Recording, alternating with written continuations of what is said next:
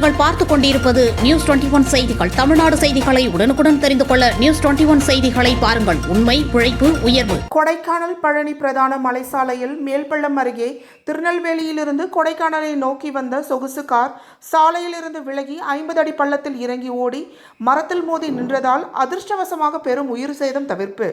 திண்டுக்கல் மாவட்டம் கொடைக்கானலுக்கு இன்று பிற்பகல் வேளையில் மாருதி பிரிசா சொகுசு காரில் பெண்கள், சிறுவர்கள் உள்ளிட்ட 7 நபர்கள் திருநெல்வேலியிலிருந்து பழனி பிரதான மலைசாலை வழியாக வந்துள்ளனர். மேலும் இந்த வாகனத்தை ராம் என்பவர் ஓட்டி வந்துள்ளார்.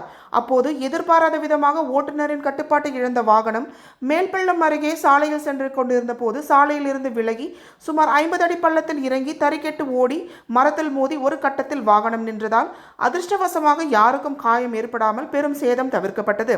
இதனையடுத்து அப்பகுதியில் இருந்த பொதுமக்கள் வாகனத்தில் இருந்தவர்களை பள்ளத்தில் இறங்கி மீட்டுள்ளனர். மேலும் வாகனத்தை இயக்கிய ராம் என்பவர் தூக்க கலக்கத்தில் வாகனம் இயக்கியதால் 50 அடி பள்ளத்தில் தறிக்கெட்டு ஓடியதாக சொல்லப்படுகிறது.